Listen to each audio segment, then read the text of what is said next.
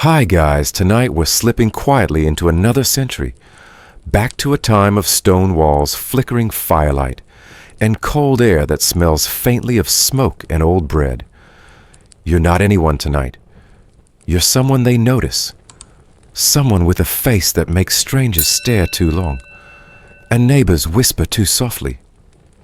In this world, being beautiful isn't just complicated, it's dangerous.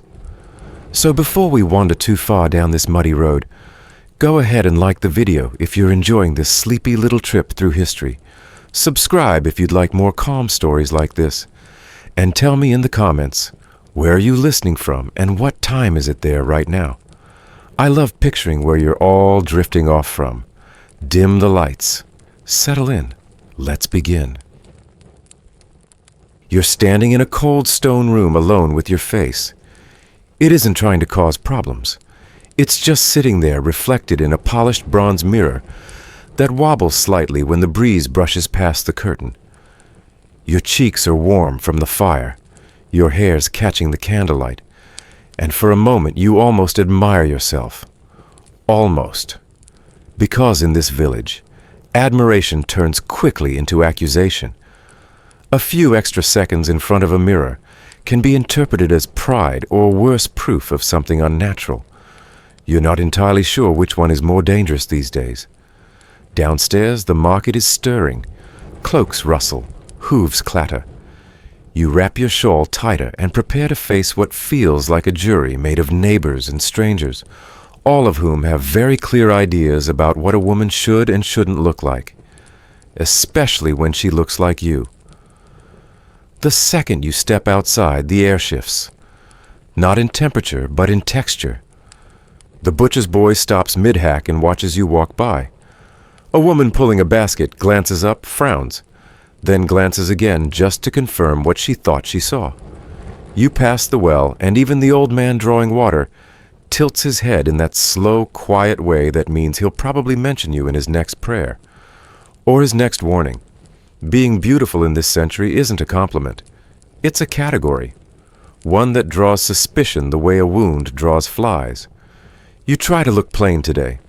Simple braid, plain cloak, no color on your lips. But your face, unfortunately, has plans of its own. It flushes with the cold and gives you a glow you didn't ask for. The kind of glow that makes other women mutter and teenage boys fall into puddles. And you know better than to think any of this will go unnoticed. Somewhere behind you, two older women have started whispering. It's always the same low rhythm like bees behind a wall. You hear the word witch carried in the wind. Not shouted, of course. Whispered. Shouted accusations require evidence. Whispered ones only require someone pretty enough to be inconvenient. Back at church last week, the priest hesitated during his sermon when his eyes landed on your face. He recovered, but you felt it. That half-beat pause before he started talking about temptation and snares of the flesh. You wanted to disappear into the stone floor. They say beauty is a blessing, but you're starting to suspect it's more like a trick question. The truth is, the medieval mind wasn't all that subtle when it came to appearances. There was this widely held belief that a person's outer looks reflected their inner soul, which sounds poetic, until you realize that in practice, a lovely face was just as likely to be interpreted as divine favor as it was to be considered a satanic disguise. And when it came to women, well, subtlety was rarely part of the verdict. You keep walking through the square, pretending not to notice the silence that follows you like a dog. A child stares at you as he eats a pear sticky juice running down his wrist. His mother gently turns his face away, but not before mouthing a quiet phrase, "Don't stare at that girl." You make a mental note to avoid the baker's stall today. He always charges you too much, and then has the nerve to act offended if you hesitate to pay. Last time he muttered something about looks like that never needing to pay for anything. You wanted to say something clever, but your tongue sat still behind your teeth. Because what do you say when your face is the problem? And there's nothing you can do to change it. It might be easier if people thought you were vain, Then at least the irritation would make sense. But you're not. You don't even like mirrors that much. There are stories, after all, odd ones, usually passed down from the old women near the chapel, about girls who spent too long looking at their own reflections. Girls who disappeared. Girls who started whispering things they couldn't possibly have known. You used to think they were just stories. You're not so sure anymore. There's something else too, something stranger. A rumor from another village that a woman once refused to cover her hair in public, and when her neighbor's goat got sick, they burned her house down. Not the goat, her house. You don't think it's true. But then again, you didn't think Too Pretty was a real accusation until people started crossing the street when they saw you coming. Historians still debate whether all this fear around beauty was rooted in theology or simply in everyday envy neatly dressed in religious robes. But either way, the result is the same. A woman with a striking face becomes a kind of village riddle. Is she a gift from heaven or a trap from hell? And riddles, you've learned, don't tend to survive very long once the crowd gets restless. You slow your steps as you pass the chapel. The bell hasn't rung yet, but the doors open. You glimpse a flickering candle on the altar and wonder if anyone has ever prayed to be less beautiful. You might try it tonight, just in case. Because right now your face isn't just a feature, it's a verdict waiting to be spoken aloud. And the only thing keeping it silent is the villagers' fear of sounding foolish. But fear fades. Whispers grow. And sooner or later, someone's going to ask the mirror what they really saw when you walked by. The baker sees you coming from halfway down the lane. His hands are already dusted with flour, his apron streaked with butter and ash. But somehow he still finds time to frown. You approach his stall, the way one approaches a nettle bush, slowly, deliberately, and ready to be stung. You don't say a word, just gesture toward the crusty round loaf, sitting closest to the edge of the counter. He picks it up with a sigh loud enough to echo, and slaps it into a cloth wrap. "That one's a farthing and a half," he mutters. You pause. The same loaf was a single farthing yesterday. You know it. He knows it. And still here you are being upcharged for the sin of having cheekbones. You hand over the coin without a fight. It's easier that way. If you ask questions, it becomes a conversation. And conversations for women like you rarely end well. The baker's eyes linger a moment too long as you take your bread and turn away. "Pretty thing like you shouldn't be out here alone," he calls after you, voice half warning, half judgment. You keep walking. He says that sort of thing often. Not quite a threat, not quite a compliment. More like a social receipt, his way of reminding you that your face costs extra in every interaction. By the time you reach the cobbler's stall, the damage is done. Someone's already told someone else that you overpaid again, and the question will hang in the air all day. Why does she get special treatment? Never mind that it wasn't favorable. Never mind that you didn't ask for it. It happens this way often.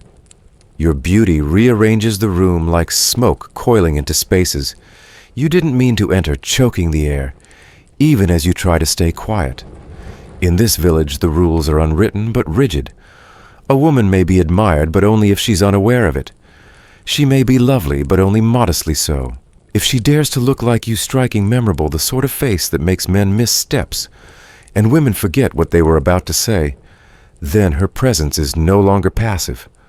It's provocative, and provocation is always punished. It's no wonder that you've learned to walk a little faster, keep your eyes a little lower, and speak a little softer than you need to. You're not trying to manipulate anyone. You're trying to survive your own reflection.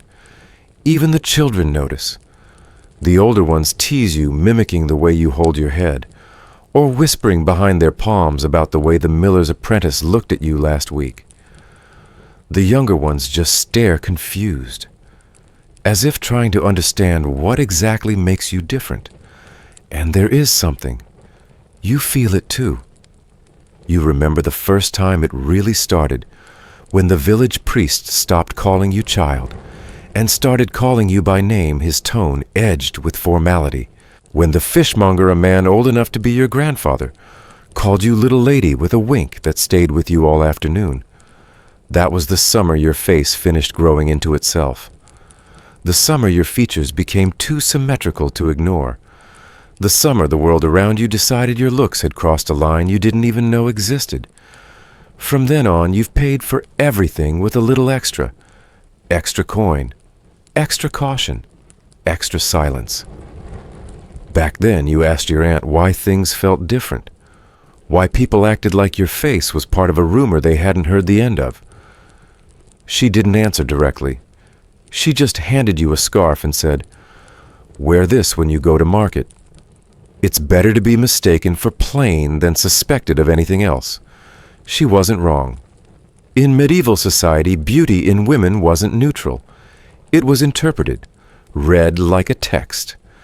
And like all texts, it could be misread, sometimes deliberately. There was a belief passed down through sermons and dinner-table wisdom alike that beauty came with meaning. A lovely face might be a sign of divine favor or evidence of demonic influence. Either way, it drew attention. And attention, as you've learned, often comes with a bill. A few months ago, you overheard the town midwife telling another woman, "That girl's got the kind of look that makes husbands restless and wives suspicious." She didn't even lower her voice. It's not personal, and yet it's all personal.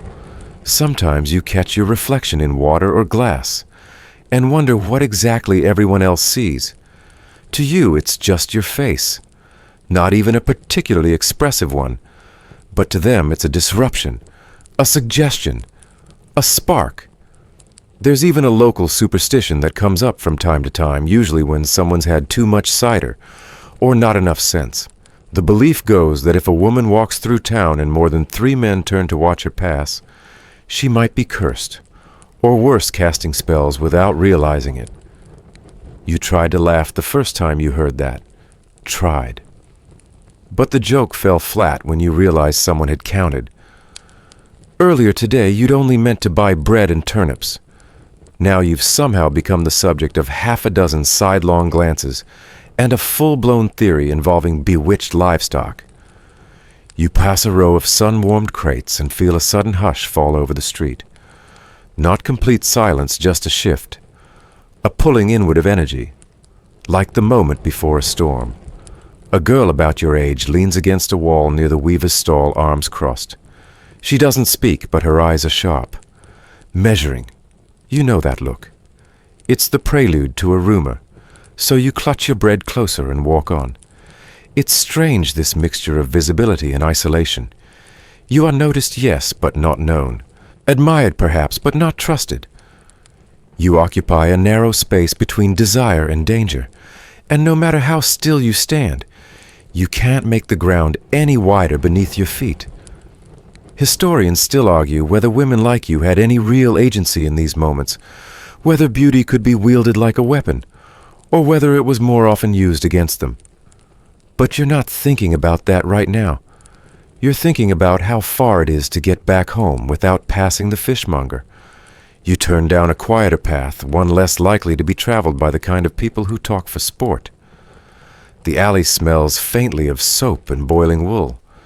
You breathe in the steam and try to disappear. It's easier said than done. Back near the well, someone laughs too loudly. A rooster crows. A door slams. Life goes on indifferent to your discomfort. But you know that by nightfall, your name will have passed through at least a dozen mouths. Not your deeds, not your words, just your name, your face. You don't know how to make it stop. You don't know if it ever will. So you do the only thing you can. You walk faster. You keep your head down. You pay for your bread. And you hope just for once to walk home without becoming a story. You step through the heavy wooden doors of the church and feel the air change. Not just cooler, but thicker somehow, damp with incense, laced with the quiet weight of ritual. Your boots scuff softly against the stone floor, as you make your way toward the pews, eyes down, shoulders drawn inward. You're not here to be noticed.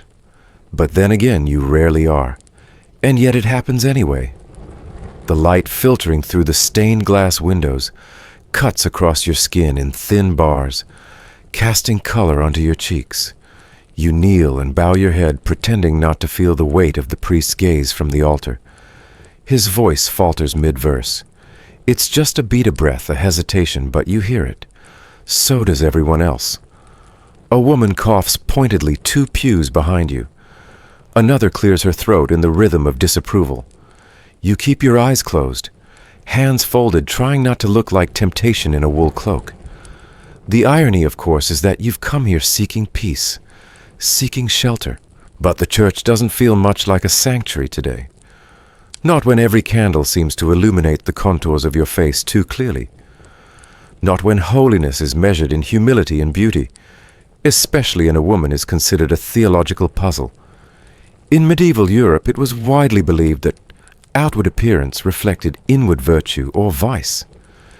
And when it came to women, beauty walked a precarious line between divine grace and devilish trickery. A lovely face might inspire admiration, yes, but also anxiety. It raised questions. It provoked sermons. Some theologians warned that Satan could mask sin beneath a pleasing exterior. Others argued that beauty itself was a test of humility, both for the one who possessed it and for those forced to look upon it. Either way, a woman like you, young, striking, unaware of her own effect, was liable to be misread by almost everyone in the room.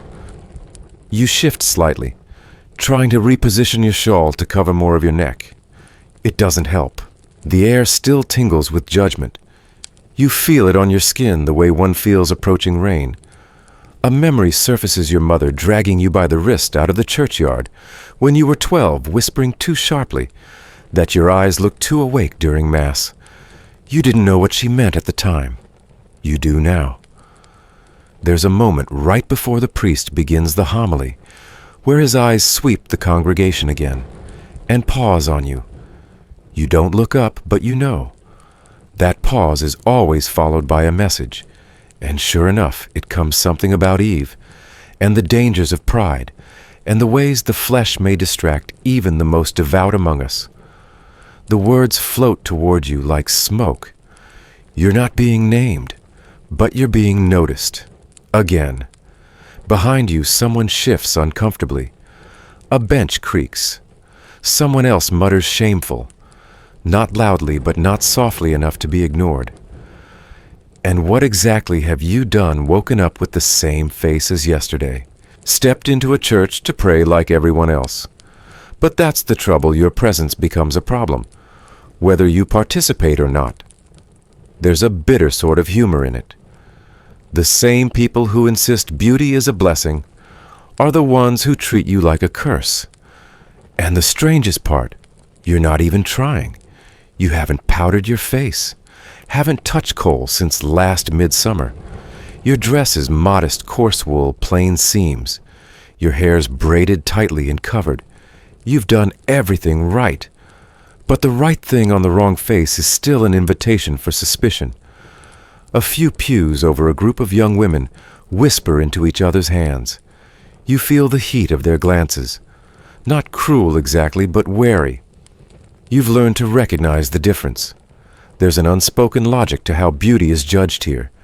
Too little and you're overlooked. Too much and you're accused. The safe space is a narrow ledge between forgettable and threatening. You've never quite managed to balance there.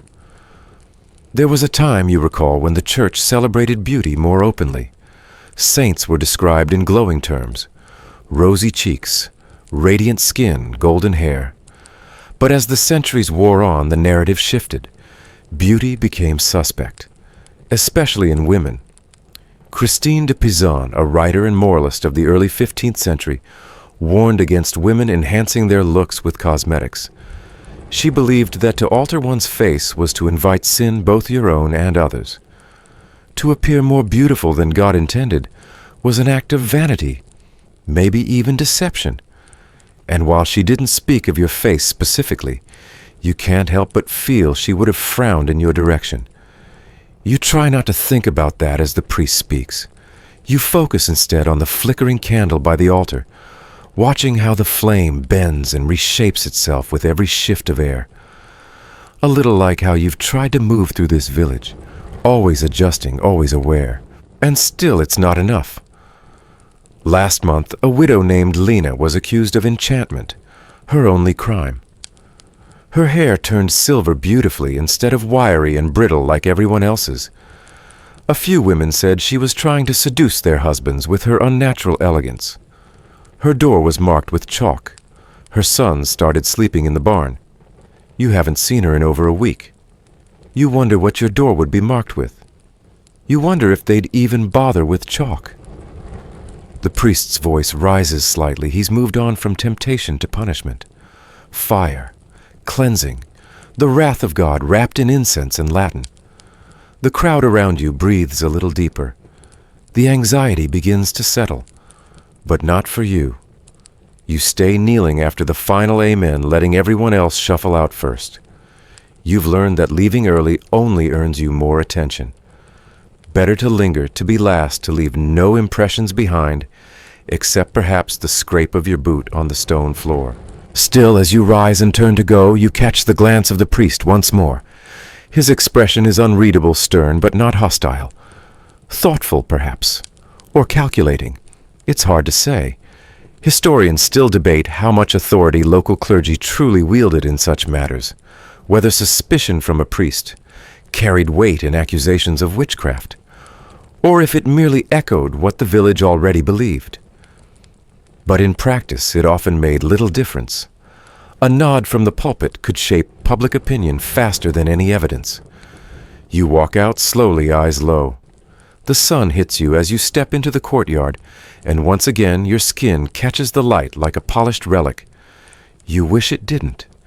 You wish it would behave, go dull, disappear, let you slip by like a shadow. But your glow, like the rumor of sin, refuses to fade quietly. And already somewhere behind you, someone is writing you into another Sunday sermon. The invitation arrived yesterday, sealed in wax with handwriting too elegant to be ignored. Your father smoothed the parchment with care eyes, scanning the page, his expression unreadable. Then he looked up and said simply, "You'll need to wear something decent." Now you're here, standing at the threshold of the great hall dress, pressed and fingers clenched into the fabric, trying to remember which fork to pick up first, or how to hold a trencher without your hands shaking. The scent of roasted meats and damp stone clings to the air. Candles sputter in thick iron chandeliers overhead. A fire crackles somewhere beyond the tapestries. They've seated you beside Lady Beatrix. Of course they have. She doesn't look at you directly at first. Just a quiet, sidelong glance like someone inspecting a rival tapestry. Her profile is statuesque, preserved by ritual and duty more than youth. She was once the subject of poetry, they say. Once called the dawn in silk. That was 20 years ago, and now her beauty has hardened into something sharp-edged. You're not trying to compete. Truly you're not. You're barely trying to exist. But that's the problem with beauty. It performs whether you intend it to or not. You focus on your bowl of stew, careful not to drip or slurp. You speak only when spoken to. You smile just enough to be pleasant, not enough to be noticed. But Lady Beatrix's eyes keep returning to you like moths to an inconvenient flame. There's a tension at the table now, subtle but steady. It hums underneath the clink of knives and low conversation. She reaches for her wine with the sort of slow, deliberate gesture that means she's thinking, measuring, comparing. You don't know what it's like to lose beauty, but you're starting to understand what it's like to be resented for having it, especially by those who used to wear it like armor. Lady Beatrix finally speaks. Your father's done well for himself. She says, not unkindly, but with that particular tone nobles use when they're reminding you that you weren't always invited here. You nod. He tries. Her gaze lingers on your face a second too long. Has he found you a match yet? You hesitate. The question isn't simple. Not yet, you reply. She hums, then turns back to her stew. Be careful who notices you. It sounds like advice, but it lands like a warning. The thing is, court life wasn't built for women like you. Women of merchant blood with noble faces. You exist in a space that offends both ends of the social spectrum. Too pretty to be ignored, too common to be protected.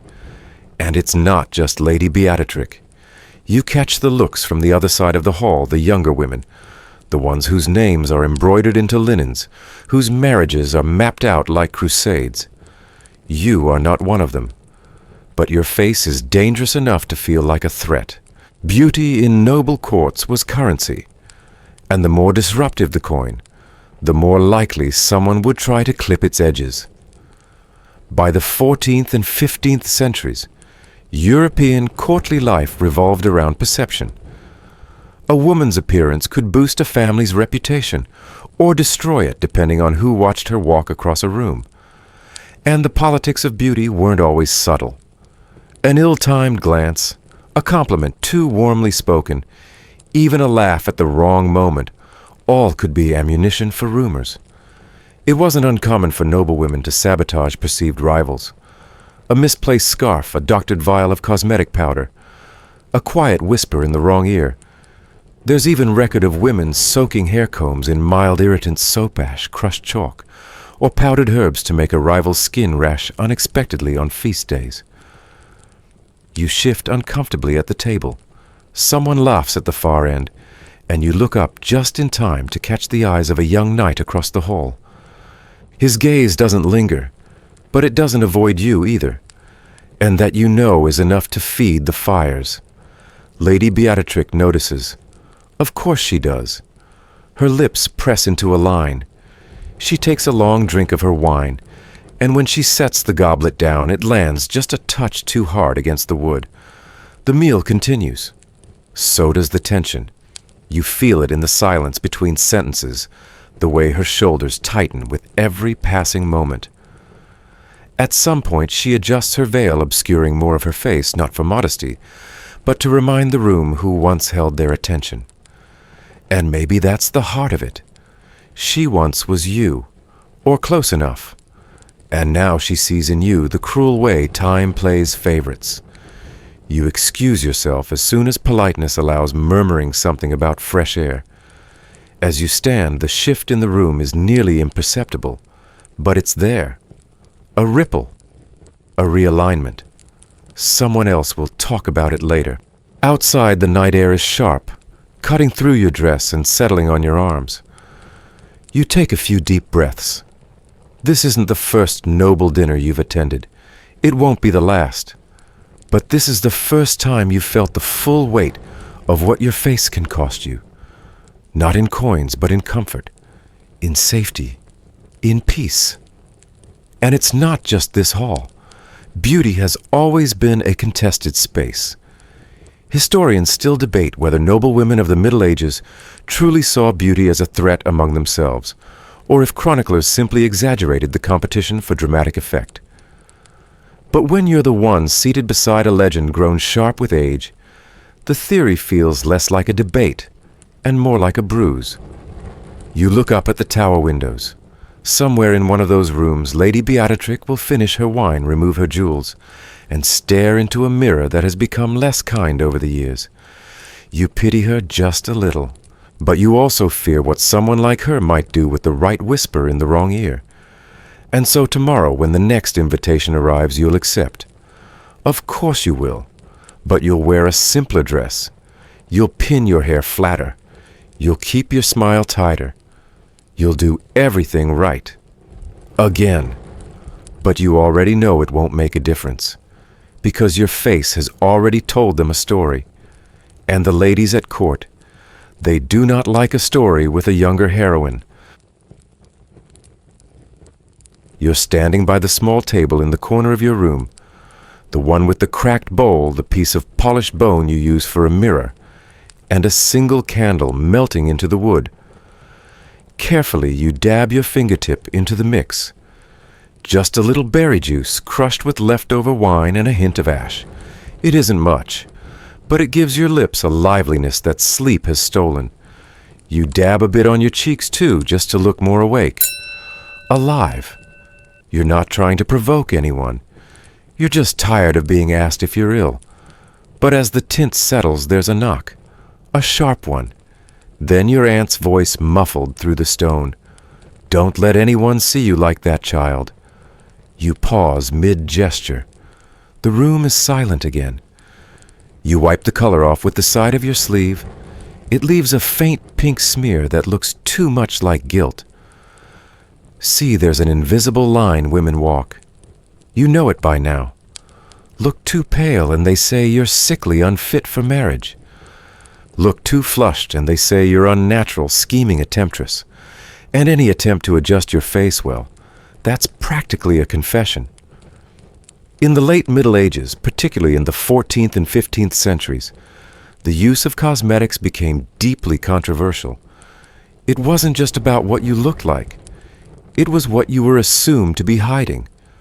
Writers like Christine de Pizan argued that painting one's face was deceitful, a way to lure men into sin by masking a woman's true character.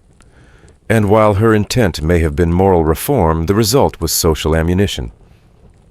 That faint swipe of color, it could be read as a lie. And liars, especially beautiful ones, were dangerous. There's an irony here that never stops making you tired. Men wore scent, trimmed their beards, curled their hair. It was refinement. But a woman's powder, that was vanity, deceit, even witchcraft. Because who, after all, gave her that idea, if not the devil? You remember last winter when Lothar's wife was accused of seductive influence, all because her lashes looked too dark in the snow. She said it was just soot from the hearth, but the friar insisted she was enhancing what should be left to God. She hasn't spoken in public since. You glance down at the simple jar of coal in your drawer, just a pinch of crushed charcoal and animal fat, a mixture passed down from your grandmother. She swore it kept the spirits from drying out your eyes in winter. Now you're not sure if it invites spirits instead. You sit at the table again, catching a glimpse of your face in the polished bone. Just for a moment you try to see what they see. Something sinful. Something shaped by vanity and shadow. It's hard to understand why a little color is such a threat. But then again, people don't fear what's obvious, they fear what's uncertain. A flushed cheek could mean good health, or seduction. A lined eye might help you see better, or see things others shouldn't. And so even though you've done nothing but borrow a tint from a berry, the unease begins. At market the next day, a woman eyes you with narrowed suspicion. Your cheeks look warm, she says. Not from the sun, I'd wager. You blink, caught off guard. Just a brisk walk, you reply. She sniffs, clearly unconvinced. Later at the well, a child whispers to his sister, "She has witch eyes." You look away. You were just tired. The coal was meant to hide it, not invite whispers. But this is the trap. A woman's face isn't just her own. It's a canvas for projection. And when that face looks a little too composed, too deliberate, people start to ask why. And who taught you? And what else you might be hiding beneath the paint.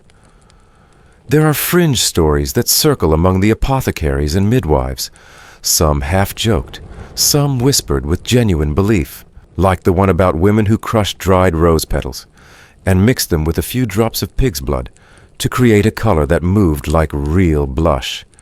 It sounds absurd, until you remember how often the absurd gets someone accused. Or the recipe that included crushed beetles and ashes of owl bones. Or the rumor that a drop of menstrual blood mixed with crushed lavender could make a man fall in love or fall ill, depending on the moon phase. You don't believe in all that. Not really, but you've seen women exiled for less. Historians still argue whether women in medieval towns truly faced regular accusations over cosmetic use, or if these fears were more concentrated in literature and elite courts. But records from ecclesiastical courts, especially in regions like Burgundy and parts of England, show repeated warnings against painted women. The term itself was less about makeup than what it implied: seduction rebellion, a woman too aware of her own presence. That's the part that frightens them most. Not that you painted your face, but that you knew exactly what it would do. Later that evening, as the fire burns low, you take out the same jar of coal again. You don't apply it. Just hold it. Feel its weight. Wonder whether it's worth the risk. Not because of the church, not because of gossip, but because of the way it makes you feel powerful, maybe. And how dangerous that feeling is when it doesn't come from a man's blessing. You think of Lady Beatrix again, the way her lip curled when she looked at you. Perhaps she once stood in front of a jar like this. Perhaps she too weighed the cost. You blow out the candle. Your reflection vanishes. And just like that, your face becomes invisible again. But even in darkness, you know it glows just enough to get you noticed, for better or worse. It begins with a glance across the square. You're just passing through arms full of turnips and dried fish, when the Baron's steward tips his head politely and says, "His lordship noticed you at the feast." You blink startled, still tasting the salt on your lips from the cured cod. Me you ask, but the steward only nods lips tight in a practiced smile.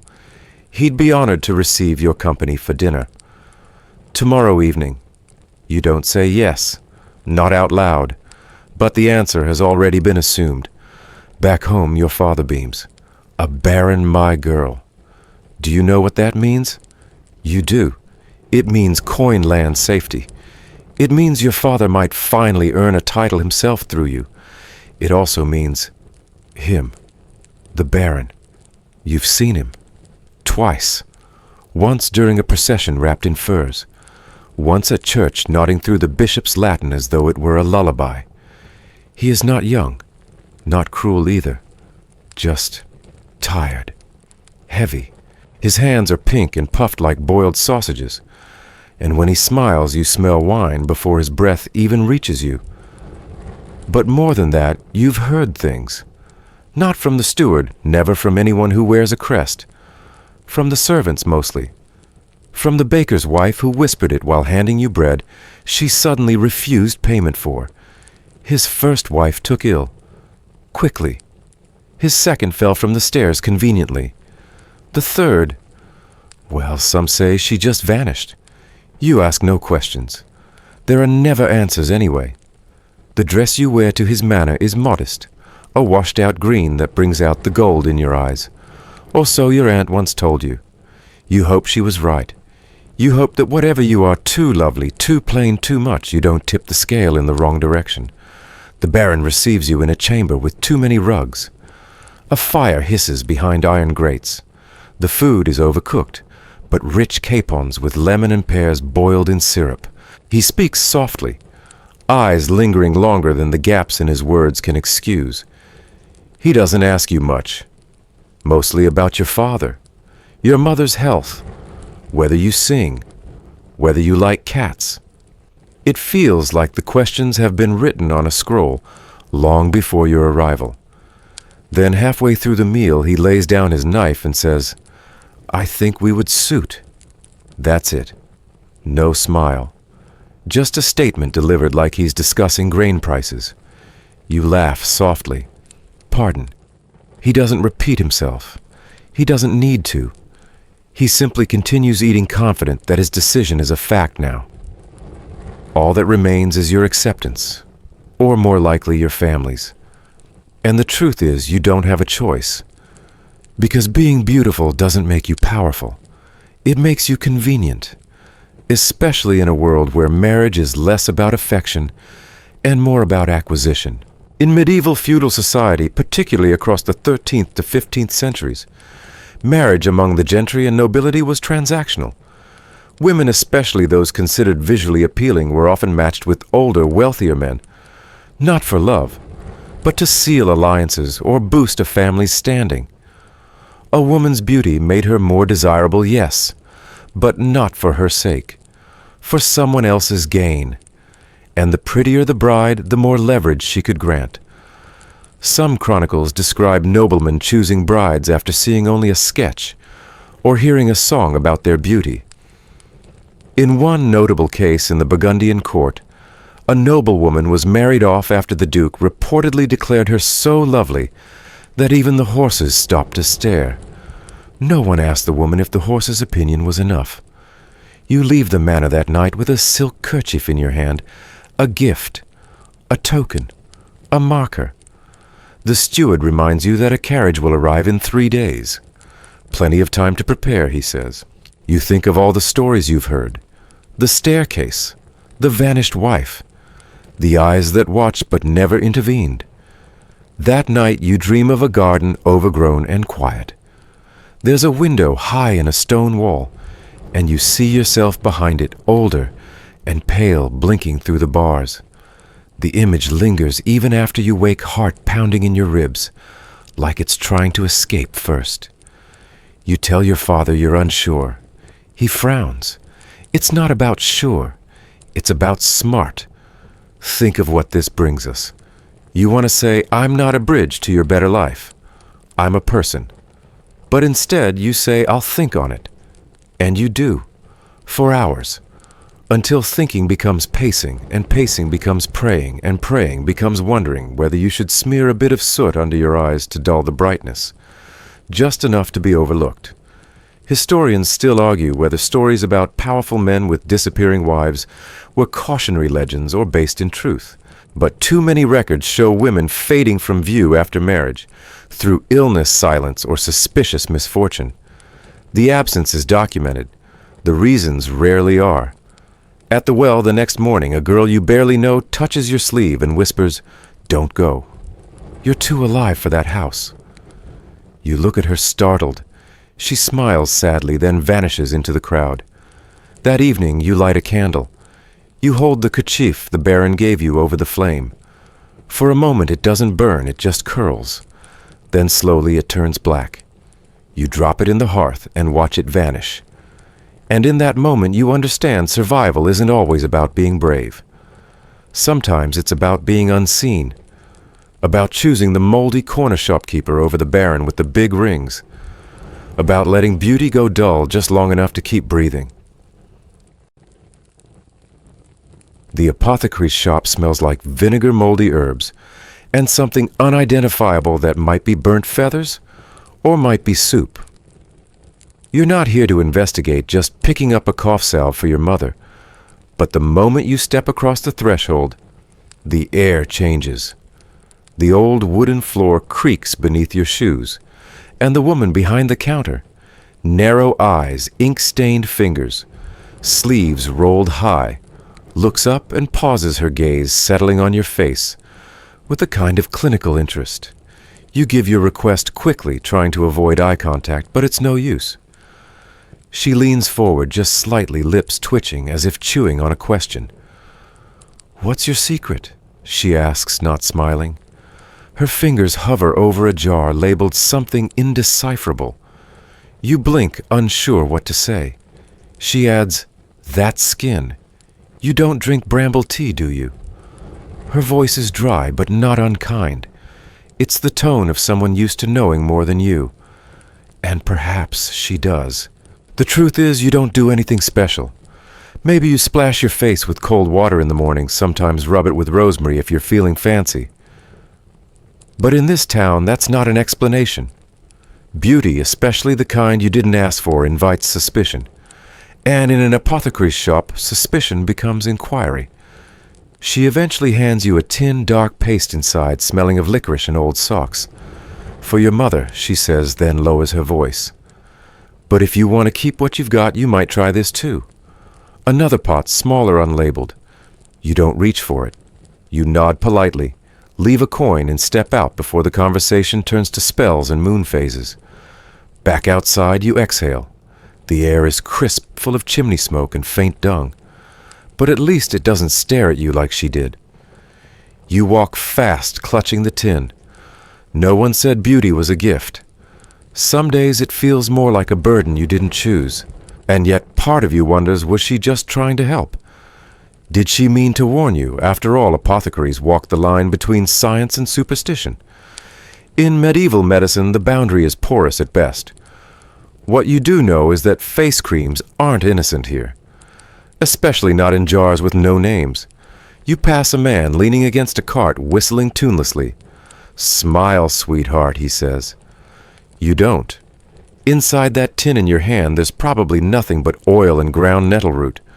But the town whispers are always louder than the ingredients list. People say beautiful girls get strange favors. They say their beauty comes at a price. Sacrifices bargains ingredients never listed on a shelf. And whether or not any of that is true doesn't matter as much as this everyone else believes it. Your mother's cough will quiet you hope. But your face, that's a different kind of affliction. The historical reality isn't far off. Many medieval apothecaries, especially in urban centers like Paris or Florence, sold concoctions meant to preserve youth or enhance beauty, though the science behind them ranged from rudimentary to outright dangerous. A common base for skin-whitening creams was white lead, which, while effective in creating a pale complexion, was highly toxic and often led to skin damage, or worse, with repeated use. Some recipes included mercury or arsenic ingredients, now known to be fatal over time. But these mixtures were marketed as miracle salves, divine balms for divine faces. Then there were the more rural recipes passed from midwife to daughter healer to apprentice.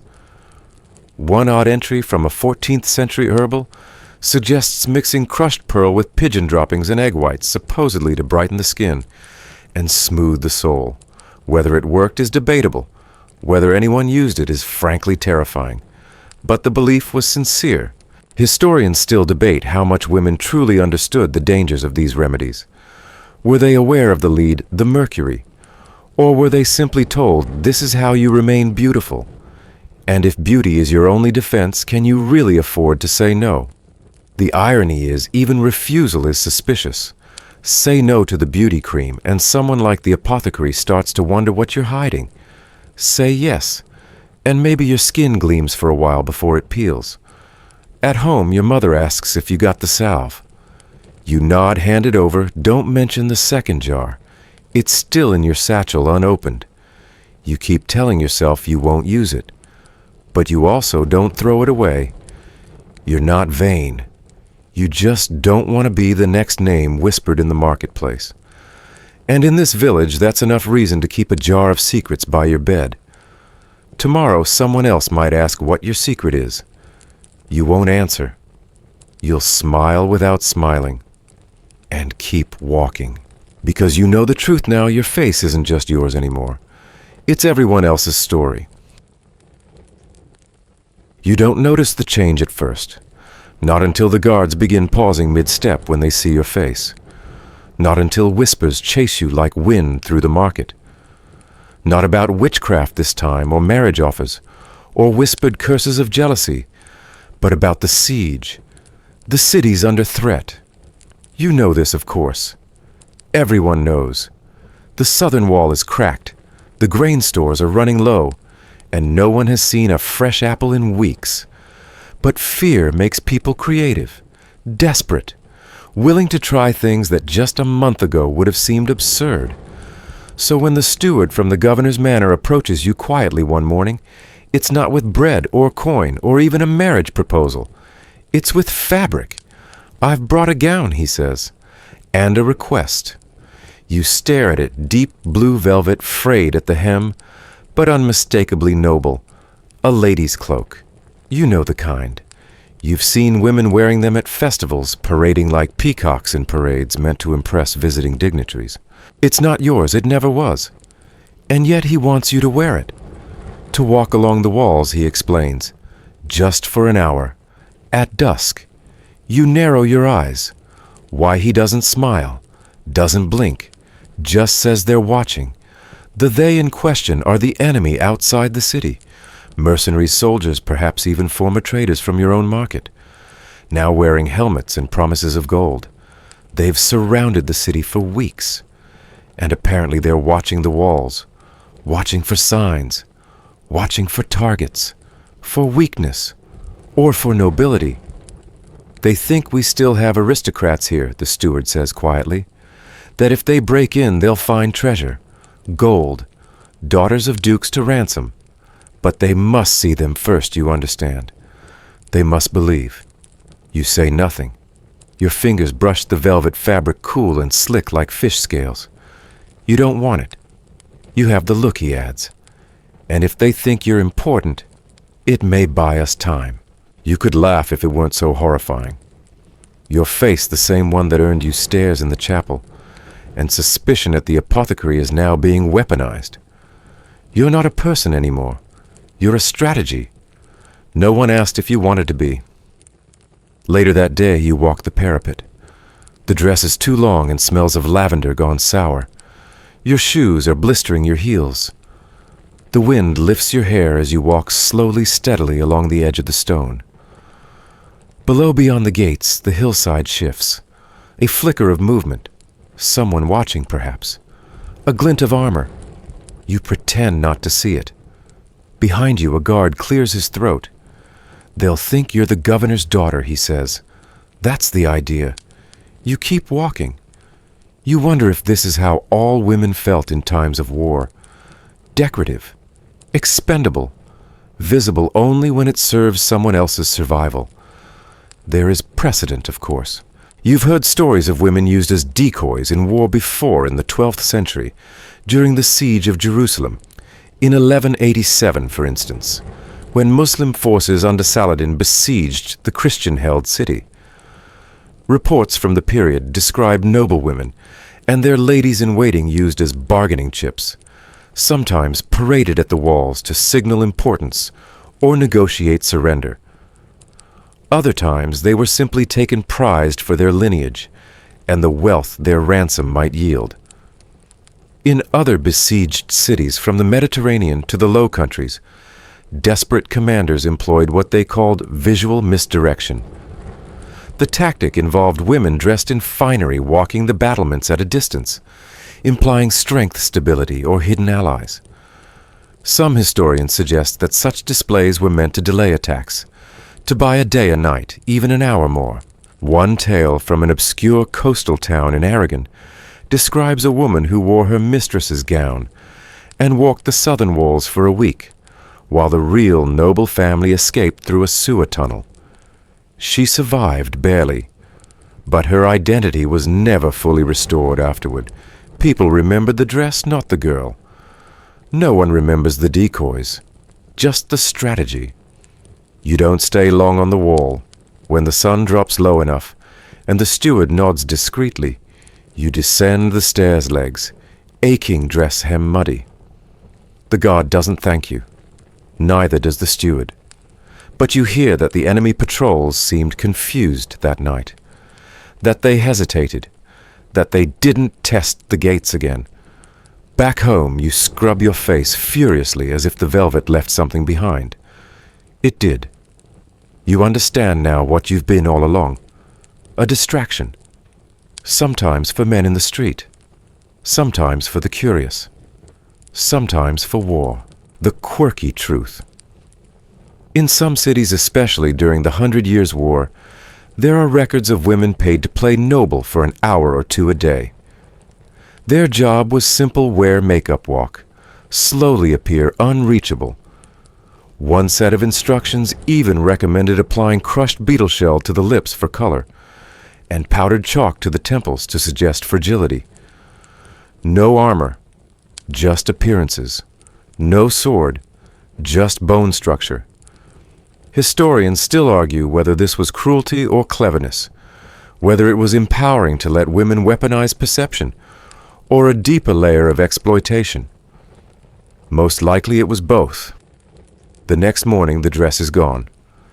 Someone collected it before you woke, as if it were borrowed armor to be passed along to the next body with the right proportions. You go back to market, face uncovered hair, braided plainly. No one looks at you strangely. But the woman who sells carrots nods once slowly, and when she weighs your bundle, she gives you a little extra without comment. Your face bought an hour of peace. Maybe more. Maybe that was enough. But you still sleep poorly because you know next time they might ask you to walk closer to the gate, or wave, or speak, or smile. And you're not sure what happens the moment your usefulness fades. Because beauty here is not just something to hide or flaunt. It's something to spend, and the price is rarely refunded. Now the stone walls are gone. The air is hotter, heavier, and carries the sweet tang of crushed figs and sandalwood oil. Your sandals press into the warm tiles of a shaded corridor, and the flicker of linen curtains in the breeze lets in flashes of blinding Egyptian sun. You're no longer the baker's daughter, or the baron's temptation. You are now something else entirely. A young attendant in the house of the Ptolemies. Your face as always precedes you. You've been placed in the court of Cleopatra VII, Philopator, a woman whose intellect could match any general, and whose beauty, whether exaggerated or not, was spoken of in every corner of the ancient world. But unlike the stories whispered in taverns or written by Roman enemies centuries later, here in the palace you see the truth. Beauty here is not soft. It is not idle. It is not gentle. It is a weapon sharpened with wit, ritual, and calculation. You were chosen for your face. That was made clear. You have the symmetry the court advisor told you. The kind of face people remember. At first you thought it meant favor, maybe privilege, a chance to serve in the queen's inner circle. But you quickly realize it also means risk. Because in this palace everything is politics, including your cheekbones. The queen herself, regal, draped in sheer linen, and lapis jewelry, understands this better than anyone. She does not hide her allure. She uses it. That famous bath in donkey's milk and sea salt. You've seen the servants prepare it. Pliny the Elder would write of it decades later. But for Cleopatra, it's not indulgence, it's strategy. Her skin, smooth and faintly perfumed, becomes part of her diplomacy. The legend, of course, always focuses on the seductions Julius Caesar, Mark Antony.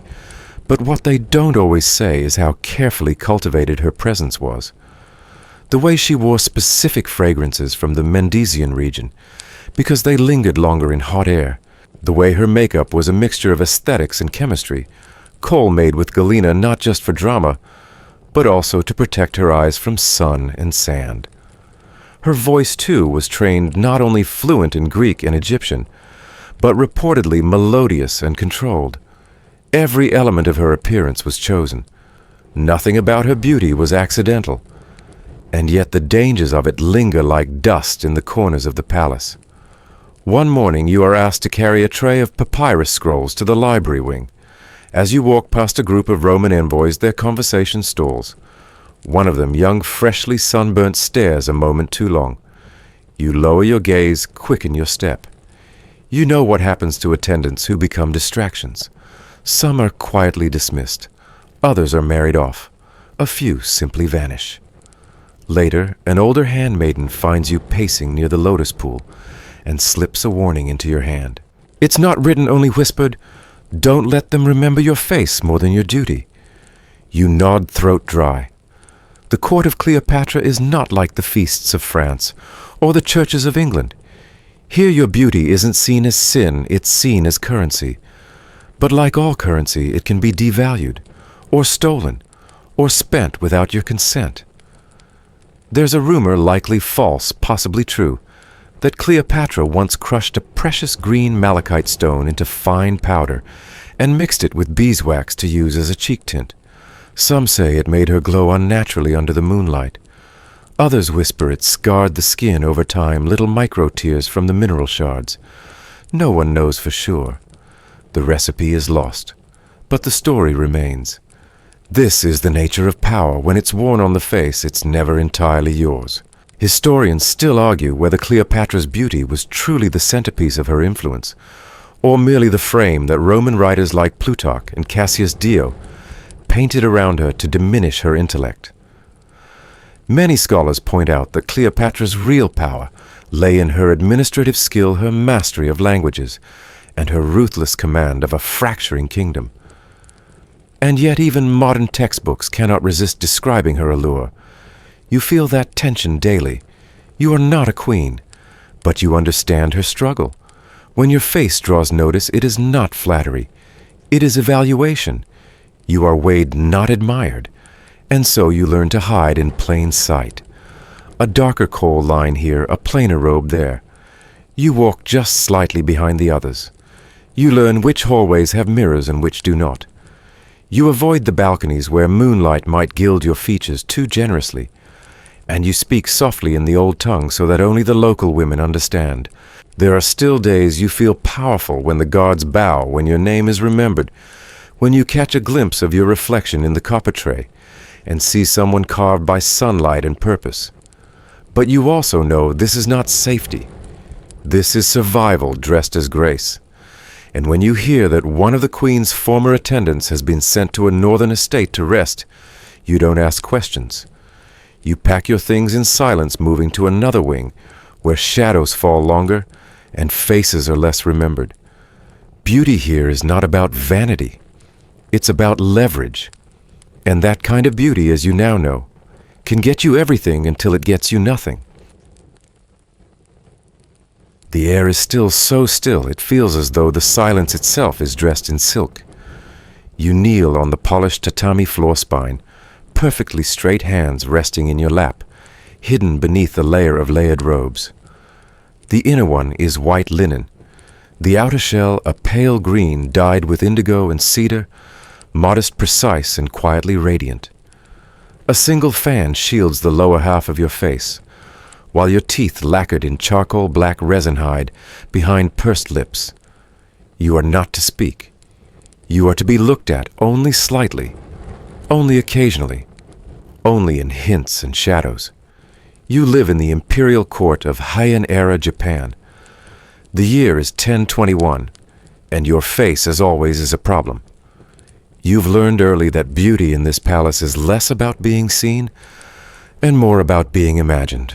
The most admired women are those who never quite reveal themselves, who pass behind silk curtains, who write poems in calligraphy, so refined it could stand in for a voice, who let others guess their expressions, based only on sleeves fluttering in the wind. Your teeth are blackened in accordance with court custom. Your eyebrows have been shaved and redrawn higher on your forehead, in rounded ink strokes known as hikimayu. Your skin is powdered white, your lips painted in 2 soft crimson dots. The overall effect is not to resemble a person, but an idea, an embodiment of restraint, grace, and unreachability.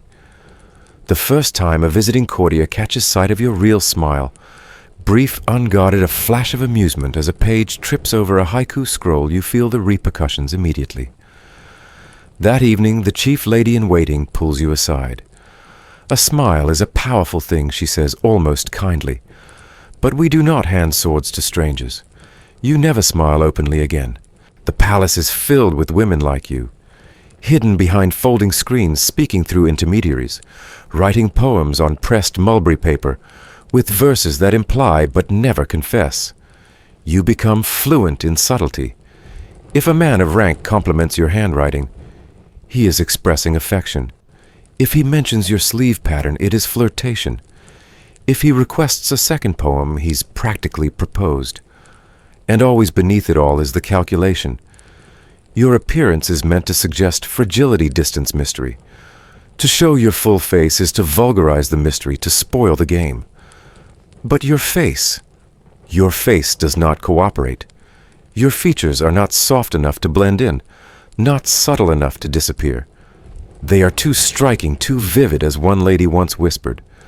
When your eyes catch the light, they reflect it like polished stone. Your profile has been compared to ink brush work, bold, unapologetic. And that is not always a compliment. Rumors begin to stir. Too much allure, says one senior attendant. She will be trouble. You haven't done anything wrong. You've followed every rule. But in a palace where discretion is the ideal and visibility is a threat, your beauty is too loud even in silence. You learn to take longer routes between corridors. You carry larger fans. You keep your poems restrained, no bold metaphors, no provocative enjambment. And still there are glances. One day a rumor reaches you that a junior official was caught staring too long through the curtain divider after a poetry contest. He claimed he was looking for a scroll. Everyone knows he was not. Later that week, he is reassigned to a remote post outside Kyoto, and you are moved to less visible chambers. It is a demotion, cloaked in courtesy, of course, but unmistakable. You've been told through implication and omission that your face is unwelcome here. The irony is bitter. In a society that prizes feminine beauty through elaborate grooming, layered robes, and stylized rituals, your natural face, your very existence, disrupts the performance. And yet the historical record supports the contradiction. In the Heian period, the ideal woman was pale, reserved, indirect. She communicated through symbols. The most seductive thing she could do was suggest nothing at all. Women who revealed too much of their minds or their faces risked being labeled coarse. This idealization is deeply documented. In the tale of Genji, often called the world's first novel, the protagonist falls in love with women, based on fleeting impressions, a glimpse of a robe, a turn of phrase.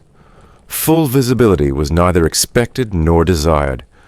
And ohaguro, the practice of blackening the teeth, was considered a sign of maturity and beauty, not deformity. But some stories less celebrated suggest that beauty occasionally broke the rules. There are whispered accounts of women being banished from court for showing their full face to a man who wasn't her husband, or even simply for drawing too much attention. One particularly odd tale told in a lesser-known diary describes a court lady whose face was considered so mesmerizing that the empress had her sent to a distant province to avoid disharmony among the attendants. In some interpretations, the fan itself was a social signal. If you opened it fully and held it high, you were offering polite invisibility. If you let it droop or lowered it slightly, scandal. It was said that a dropped fan could cause an entire room to go silent. Whether out of embarrassment or anticipation, no one says. Historians still debate whether these reactions were grounded in genuine social codes or later embellishments. Did a glimpse of beauty really threaten social order? Or were these women punished not for being alluring, but for being noticed? You ponder this quietly as you now sit in the quiet room by the carp pond, no longer allowed near the poetry contests. You still write, still fold your verses, but now they are read only by your handmaid, who nods politely and says nothing. Some nights you wonder what would happen if you removed the fan entirely. Let them see you, not an idea of you, not a whisper behind the screen, but the whole person. Would the court collapse? Would the poem stop? Or would the world simply keep turning, and someone else be accused of too much presence next week? But you never do. Because in this world, mystery is survival, and your face, beautiful, distinct, dangerous, is the one thing you must never fully offer. The sun in Athens is soft this morning, the kind that gilds marble and quiets even the busiest agora. You walk along the portico, a clay water jug, balanced in your arms, the hem of your peplos, trailing over the sun-warmed stone. The scent of figs and roasted barley floats in the air, and the whitewashed walls of the homes catch the light like fresh linen. You move quietly, respectfully, your head tilted downward, as a sign of humility, but it doesn't help. People stare anyway. It's not the usual kind of attention. Not admiration, not warmth. It's closer to suspicion. You've heard the word whispered Aphroditeos, like Aphrodite. Too much like her. And in a city where the gods are more than marble and metaphor, such a comparison is dangerous. You've grown used to the tension, the subtle turning of shoulders, the mothers who pull their sons close when you pass, the vendors who mutter blessings under their breath while handing you change. You haven't done anything wrong.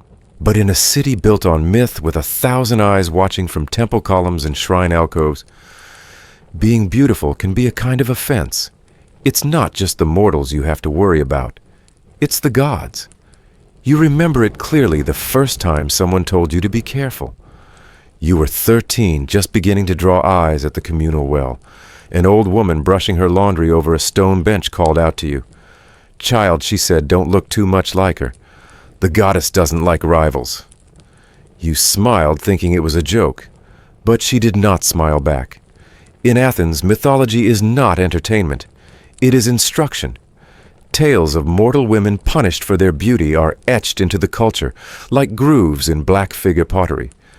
Medusa was said to have been beautiful before she became a monster. Helen's face sparked a decade-long war. Even the tale of Psyche warns that divine jealousy can turn blessing to curse. You begin to understand if your features align too neatly, if your smile is too symmetrical, if your eyes carry too much glint. People begin to assign you a role, a character, a symbol. And symbols are powerful, but they are rarely safe. It doesn't help that you live near the Tholos, where minor temple priests and acolytes walk past your home daily. They pause longer now. One, a pale man with crooked teeth, once asked if he might sketch your likeness for a new statue of a local nymph. You declined. He asked again and again. Later that week, a small wax figure appears outside your threshold, tucked neatly beneath a pomegranate sprig with one bead for each eye, and your braid looped around its middle. A simple spell or so, your aunt says. Just superstition. But the way her hand trembles when she burns it in the hearth tells you otherwise. Your father, a modest potter, says nothing about the rumors, though you can see it in the way he watches the street when you leave. He begins asking you to wear a heavier veil. He arranges a visit to your cousin's house in Thebes. Just for a while, he says, let people forget. But people don't forget beauty. They embroider it, expand it, make it bigger than the woman who carries it. In the ceramic market, you hear whispers, she's the one. I heard she prays at the temple of Aphrodite, but not to her. She was seen laughing boldly in the presence of the magistrate. It doesn't matter what's true. A woman who draws too much attention is already half condemned. There's a phrase the midwives use, kallistiskia, the shadow of the fairest. It refers to the burden of being seen as too lovely, the kind of beauty that brings misfortune, the kind that follows you like a shadow even in moonlight. You try to dull yourself, powder your cheeks paler, tie your hair tighter higher, let dust gather on your bronze mirror. But nothing helps. One old man tells you your face has too much balance in it like a statue. It unnerves people, he says gently. They don't trust symmetry. The idea that gods and mortals should maintain distance is not just philosophical, it's practical. In religious processions, women of unusual beauty were sometimes placed at the rear away from the sacred fire or oracular voice, so as not to draw divine rivalry. In some temples, the rules for entering sacred space were ambiguous. But the unspoken rule was clear: if you looked too much like a story waiting to happen, you weren't welcome. One particularly striking tale tells of a woman in Corinth, whose profile was so renowned that a local sculptor made her the model for a temple column. But after temple attendance dropped, perhaps from rumor, perhaps from divine disfavor, the statue was quietly removed, and the woman asked to leave the city. Scholars debate whether this actually happened, or is a metaphor for the dangers of public female beauty. But the fact remains there are no statues of her now. Still, not every reaction is fear. Some are more opportunistic. A wealthy merchant offers to sponsor your family's pottery stall in exchange for your presence at his dinners. As a muse, he says a conversation piece. The implication is clear. Your father declines. You see him break a plate afterward. There is a kind of isolation that comes from being seen too much. You begin to walk at dusk. You write verses on scraps of discarded wax tablets. You avoid the market on festival days when dancers wear thin linen and the wine flows quickly. You stop attending the spring rites at the Temple of Demeter. Too many eyes, too many comparisons. And yet there's a part of you that rages against the injustice. You didn't ask for this. You didn't sculpt your own face. You didn't ask to look like anyone's idea of a goddess. You are not a legend. You are a girl who once wanted to read poetry in the amphitheater and dance near the olive press without becoming an omen. One afternoon you return from the well to find a small oil lamp smashed near your doorway. You pick up the pieces carefully. Inside the base, someone has scratched 3 words in jagged letters. Mikhail not beautiful. A curse or a wish. You burn that too. Mainstream historical fact. In ancient Greece, particularly in cities like Athens and Corinth, beauty was often connected with divine favor or rivalry. Women whose appearance was considered overly striking could be excluded from rituals or public roles, especially if their presence was believed to invoke jealousy from the gods, particularly female deities like Hera or Aphrodite. Quirky historical detail. Some local communities believed that statues of goddesses could become jealous if women with similar beauty frequented their shrines. This led to stories, half myth, half warning, about temples adjusting the gaze or placement of statues, or even covering mirrors near altars to prevent any competition with the divine image. Historians still debate whether these stories reflect real practices or are later moral parables, warning women not to challenge religious or societal hierarchies by outshining the sacred. And so you remain just outside the temple, just beyond the gaze. You are still here, still beautiful, still too much. The air in Castile smells of dust and dried lavender. The bells toll low and distant in the hills beyond, a sound that travels like a warning through the stone-paved streets of your village. You walk to the well, your water jug bouncing gently against your hip. It's early sun barely cresting over the tiled roofs, and already there are whispers. They began last week. Someone said your hair gleamed too brightly in the morning light. Someone else remarked that your skin didn't seem to burn in the sun the way others did. Then yesterday, a friar visiting from Avila watched you draw water and blinked too long. He stammered through his sermon that afternoon, called vanity a doorway, called beauty a test, called you a question no one dared answer. This is Spain in the age of the Inquisition, and you, lovely as you are in danger. You remember when beauty was still a safe thing, something your mother celebrated as she brushed out your hair in the evenings, murmuring soft blessings to Santa Lucia. But now she avoids your gaze when combing through your locks. She hurries through prayers, skips words in the litany. You hear her pause at Libera nos a malo, deliver us from evil, and your heart tightens. The town has grown colder, not in temperature, but in temperament. The butcher's wife, once kind, now gives you meat that's too fatty and always a little off. The baker forgets your name. The old widow who taught you herbs won't look you in the eye.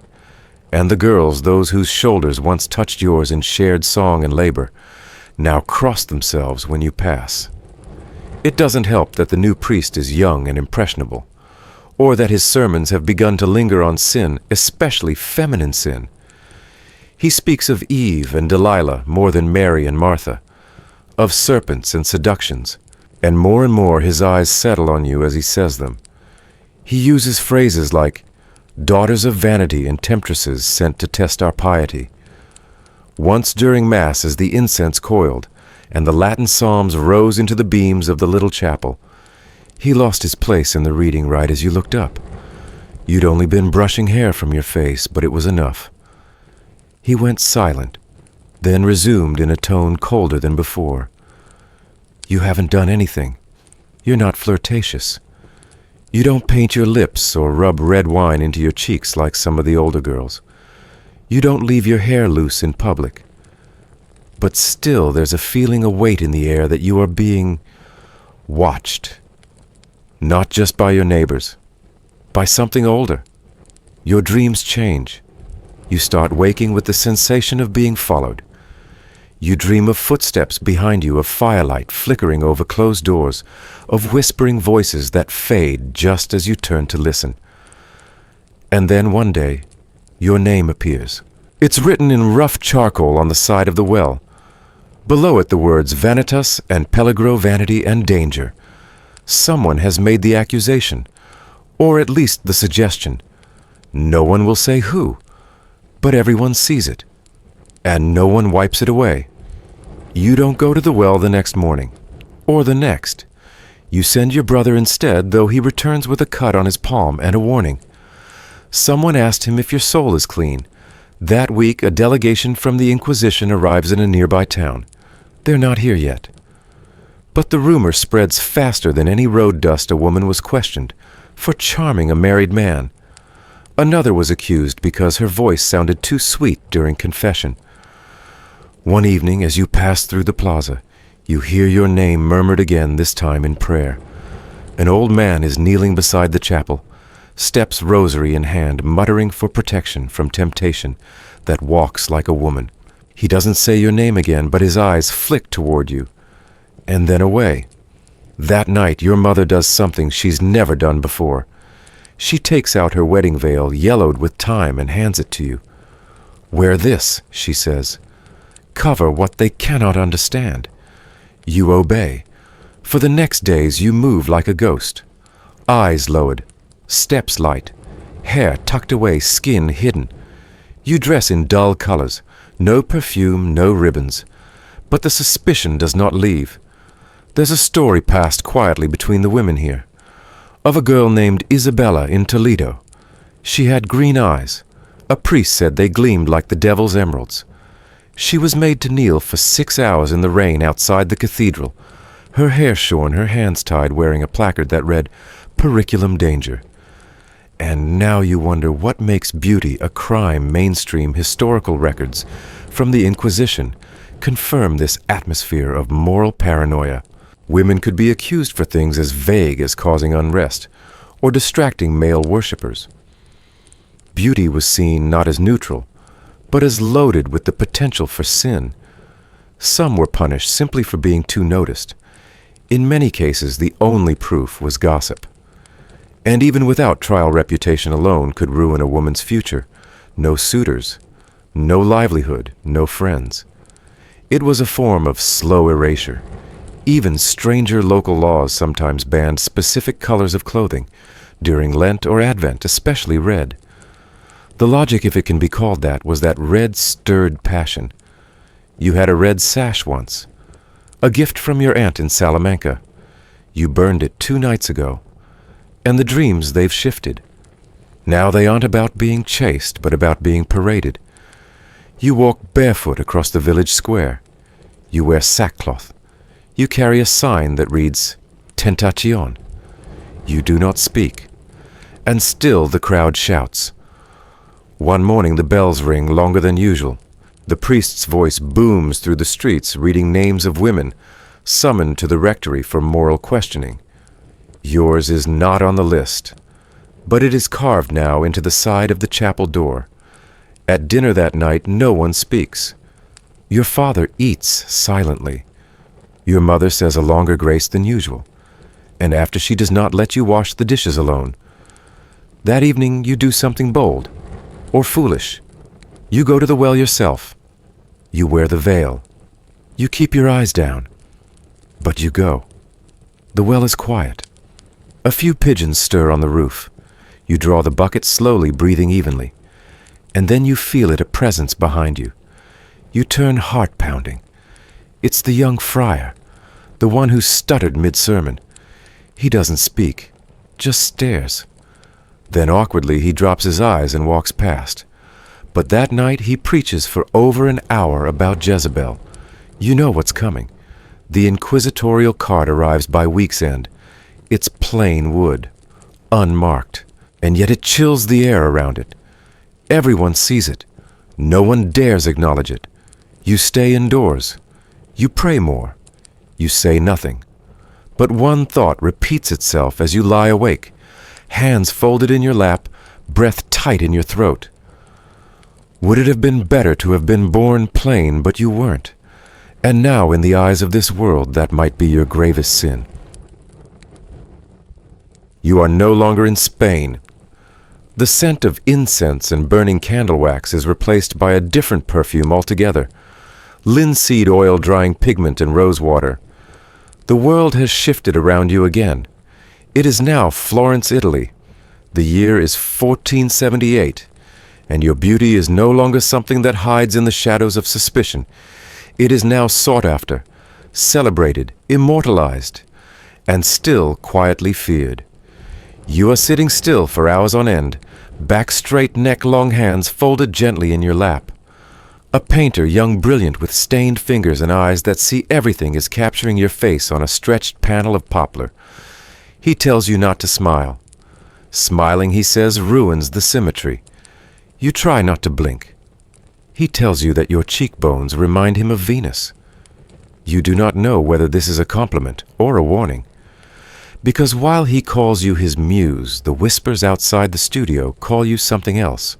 In the alleyway, you've heard it murmured modella, yes, but also tentatrice, temptress, a woman who shows her face too often, a woman who lets men see what ought to remain beneath a veil or a prayer.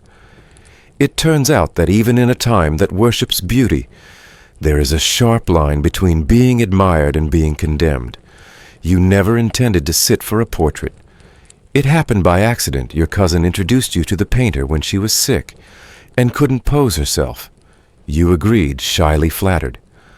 And now, 2 months later, you are the face on his easel nearly every afternoon. The studio is dim but comfortable. The floor is always a little dusty, but the light slanting through the high windows is golden. He talks while he works. About myth and marble, about Plato and Botticelli, about how beauty can reflect the divine. You nod politely, unsure whether to believe him, because outside in the streets of Florence, people believe many things about women who appear in paintings.